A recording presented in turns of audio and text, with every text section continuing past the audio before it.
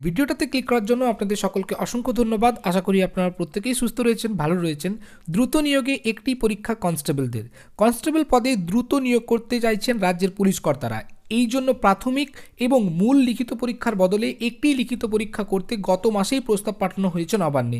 সূত্রের খবর, কনস্টেবল পদে 12,000 নিয়োগ হবে। ছাড়পত্র মিলেছে মন্ত্রিসভার। তা দ্রুত শেষ করতে দুটির বদলে একটি পরীক্ষা করতে চাইছেন পুলিশ কর্তারা। অর্থাৎ অত্যন্ত একটা গুরুত্বপূর্ণ আপডেট, যা আজকের আনন্দবাজার পত্রিকাতে প্রকাশিত হয়েছে। এই যে 12,000 নিয়োগ হবে, সেই নিয়োগে একাধিক পরীক্ষা না রেখে একটি মাত্র পরীক্ষা অর্থাৎ সিলেকশনের জন্য একটি পরীক্ষা রাখা হবে, যা চাকরি প্রার্থীদের জন্য একটা অত্যন্ত গুরুত্বপূর্ণ আপডেট।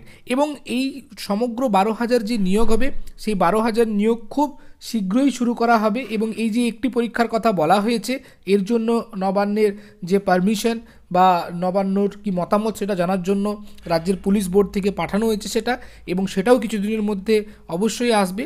এবং এই যে 12,000 নিয়োগ হবে, তার মধ্যে 15% কিন্তু সিভিক ভলেন্টিয়ারদের নিয়োগ হবে এবং 5% যারা সেনাকর্মী থেকে রয়েছে তাদের জন্য নিয়োগ হবে। তো অত্যন্ত একটা গুরুত্বপূর্ণ আপডেট। আশা করি এই আপডেটটা থেকে আপনারা অনেক অনেক উপকৃত হতে পারবেন।